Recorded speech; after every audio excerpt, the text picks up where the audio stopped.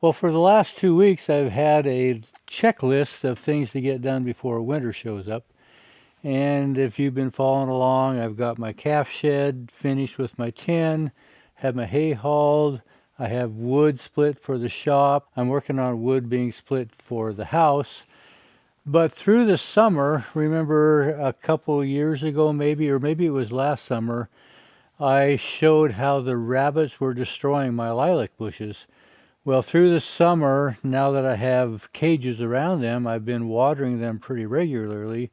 So my 3,000 gallon tank that supplies water for our off-grid place here gets depleted. So I'm hauling another load up to that, trying to top it off so that I have a full reserve when winter comes. Now, oftentimes through the winter, we have break in the cold weather to where I can haul additional loads out if we get to 40 degrees or above. Because of our Chinook winds that are common in this area, I will bring additional loads out. I have 5-gallon buckets there by the stock tank that I keep track of how much I use through the winter. It's kind of a chore to haul them over in 5-gallon buckets, but typically 3 cows don't drink that much.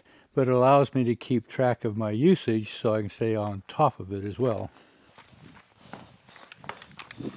And so since everything is off-grid, I run a gas pump to pump from my 500-gallon tank, it's actually 550, into my 3,000 gallon. It seems like through the summertime, watering these lilac trees consumes about 1,000 gallons of water. So I've already hauled one load in. I'll haul the second load in, and then I have a sight tube on my tank inside that building that I can actually look at and see where my capacity is at. So I have 4 lilacs planted here, and the goal is to create a little bit of a snow fence to cause the drift to come back here and keep it off my driveway. The rabbits had taken these down to almost nothing, and we're now getting to be almost a foot tall. Some of these are even above my cages. A lot of these have tripled in size this summer, just keeping the rabbits off. And I also have 4 in front of the house here. This one was almost down to the ground, and it's maybe 6-7 inches tall. This one's maybe 7 or 8. These 2 on the end down here have just amazed me this summer. These had been hit so hard by the rabbits that they were clear down to almost nothing left. And see, they have really shot up this summer. This one down here as well. It was ground level. They had just destroyed this, and it has really done well this summer. Both of them are almost to the top of their cages, and these cages are 18 inches tall. See how tall they are? Really looking good this summer. Just keeping the rabbits off. So I've been keeping track of the 10-day forecast, and it's been 10 to 12 degrees above normal for the last few weeks. But the 10-day forecast shows that we're going to start going back down to normal. Be 50s, low 60s for highs. Still decent, but more normal for this time of year. So I'm going to get this load into that water tank, and then I need to actually haul another load to the cows, but I won't bore you with all that stuff.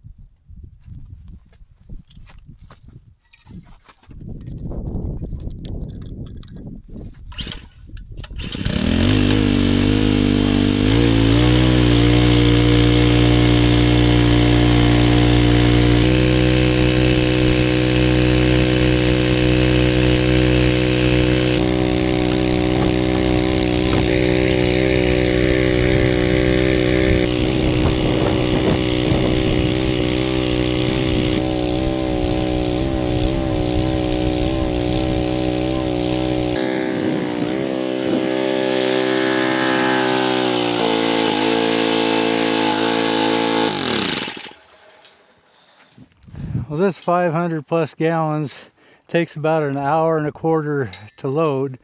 I don't get the bottom 50 gallons out of here. I get about 500 out of the 550 in. But it takes about 10-12 minutes unloaded.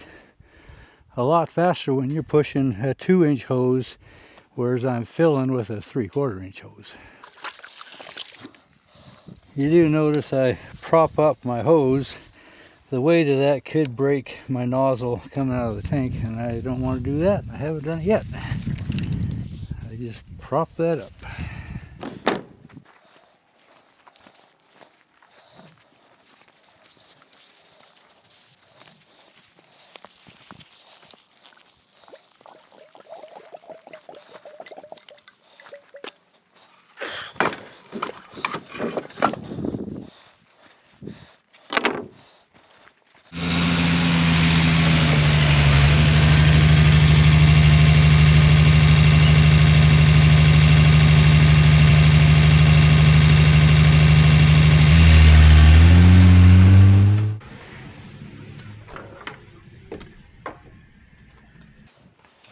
Well, I've got another hour to wait for that to load, hour and 15 minutes.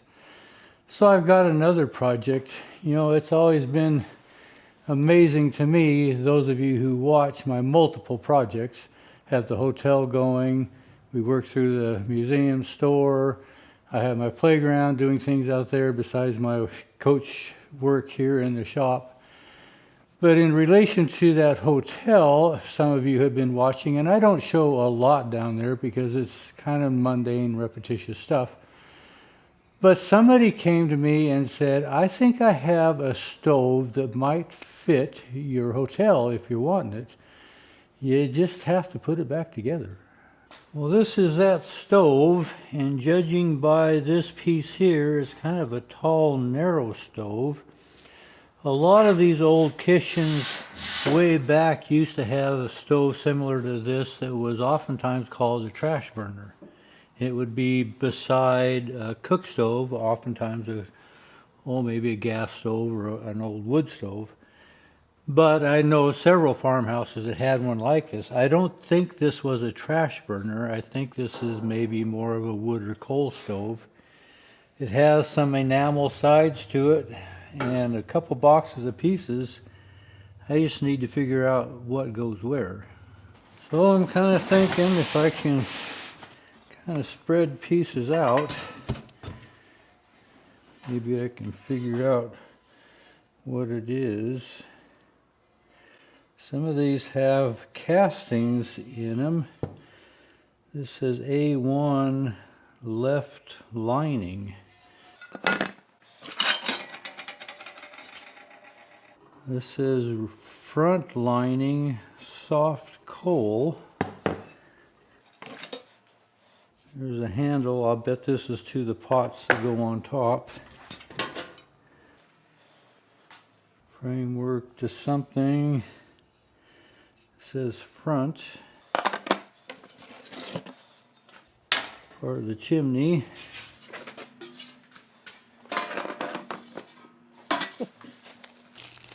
And they saved a bunch of old broken stove bolts and odds and ends. Looks like I'm going to need some more stove bolts. This is one heavy box. I'm guessing this is probably the top. Looks like maybe the stove pipe goes there. Oh, some more cast iron stuff. That's why it's so heavy. This says front plate, same A1. Rear plate. I bet maybe that's the ash pan. There's the cast plate. Doesn't fit that. Oh, draft frame. It's all been nicely cleaned up for the most part. Rear lining, hard and soft coal. There's another plate. That one does fit. Right lining. No wonder that box is so heavy. Oh, here's the grates. Been all cleaned up. Just got to figure out where it goes and how it works.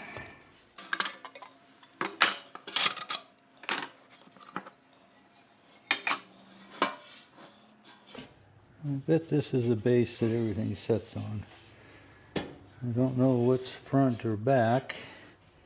Maybe that centerpiece sits on here. These holes are kind of offset, so I bet that'll tell us. No, that doesn't work. Maybe these sides go on here. There's some holes here.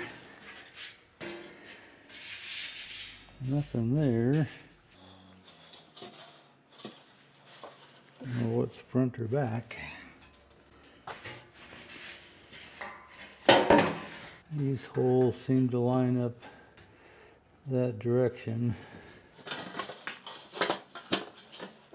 Guess the side goes on this. I think I'm gonna wipe this down before I put it together.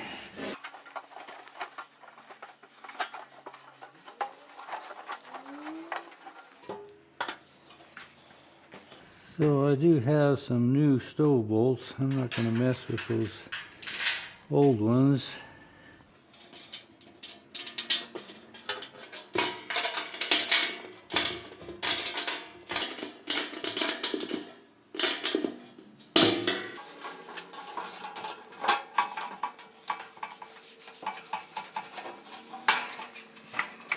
The holes for this side are here, so this must be the bottom and this must be the top.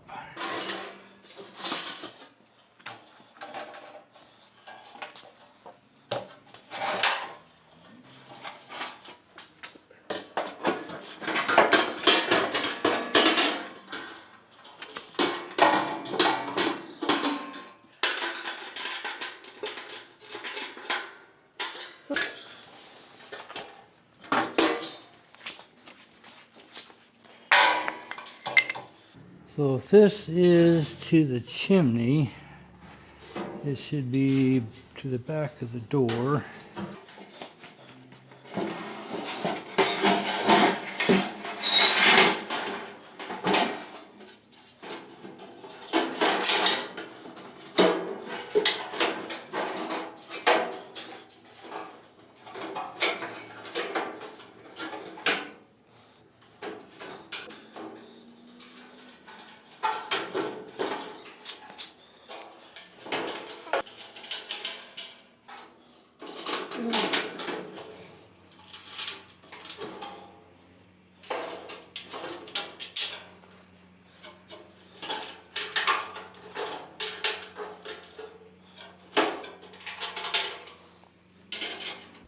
That'll be more helpful in showing where these front holes line up.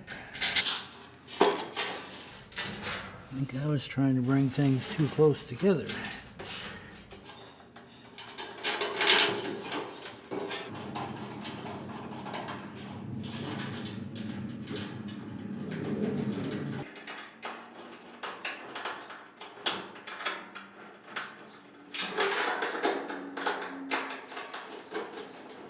So there's this draft frame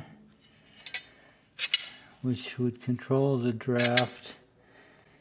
And it has kind of an odd configuration. There's two holes here that seem to line up there and a single, and there's no hole here, but this one is inset.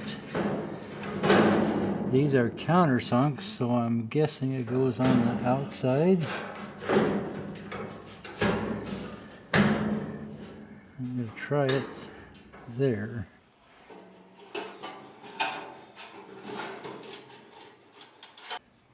And this says front with a number 2. It has an odd tab out here also. I wonder if that lines up with that one.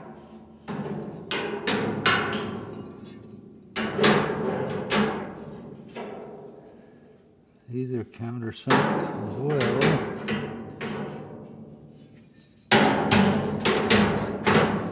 Ah, wonder if that goes like that. That would line up.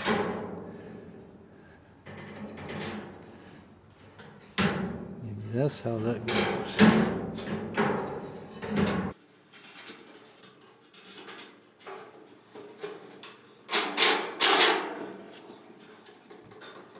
Seems odd that this is on the front side of this tin.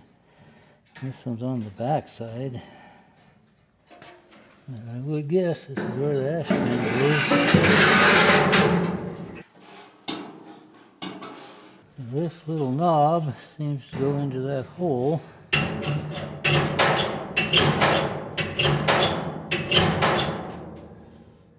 it won't keep the door shut. I wonder if this is supposed to go on the inside of this frame here as well.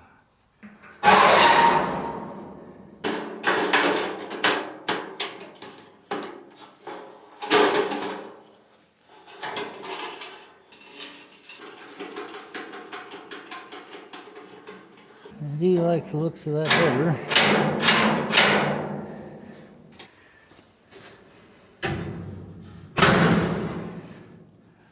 It sits a little better, but it's not super positive. I'll have to play with that a little bit. But the square of this little plate here, oh, Orbon Stove. Huh. Maybe it's Orbon, O-R-B-O-N, maybe it's the Orbon Stove Company. But that seems to fit right inside this opening though. That seems to line up, and that tab comes right through that slot. I wonder if the grates go in next.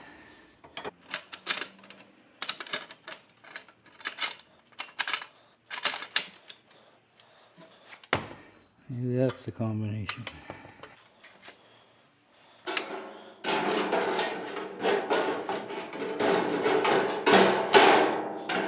I'm guessing this has to come through that hole by the damper.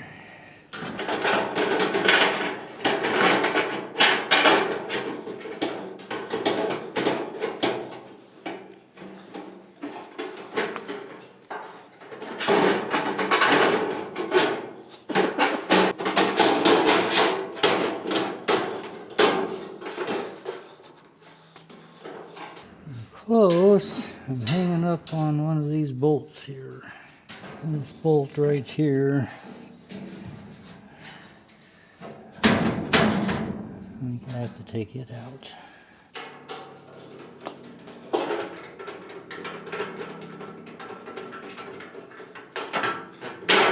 There it went.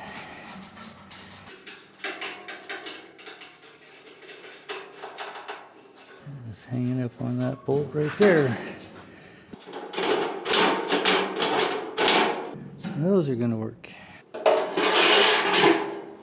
So I have 4 pieces here that are called linings. This is the rear lining, front lining, right lining, left lining. So I guess I'll start with the rear and see where that goes. There's a hole there and a hole there. I must bolt that in place. I'm just going to try a 1/4 inch carriage bolt. I don't know what came out of that. I don't know why that wouldn't hold it. And then I'm going to try the left lining. This curve seems to be on top. We'll try that.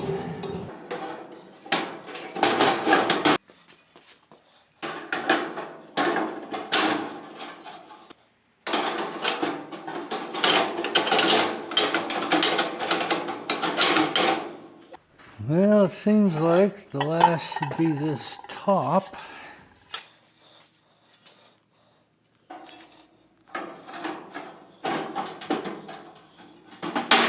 That seems to fit right there.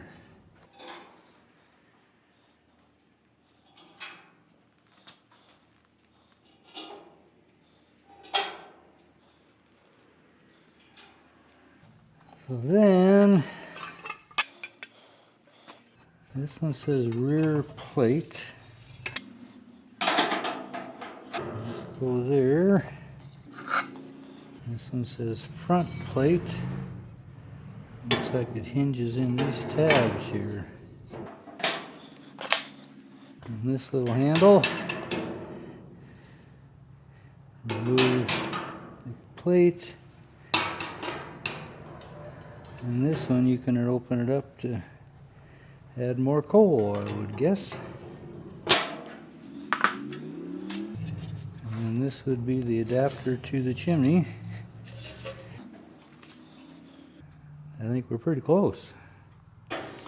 So I think it's kind of a cool old stove. I did look up a little bit on the internet, you know, the source of all information. And there's some variations on what is posted out there. Some say they started in 1890, some say they started in 1902, and maybe they ran up into the early 50s. I'm not really sure. They did change into peerless eventually.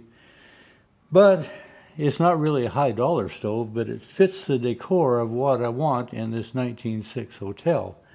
I think it's very plausible that something like this could have been done. I've also ran across the phrase that sometimes this was called a bucket stove. You're supposed to just take a bucket of coal a day. And there was another site that says Orbon means gold in French. I didn't pursue that. But anyway, I think it's going to go down there. I'm not going to actually hook it up to where it's usable. It's more just as a ornament or to add to the era of that hotel. Appreciate you coming along. Thanks for watching.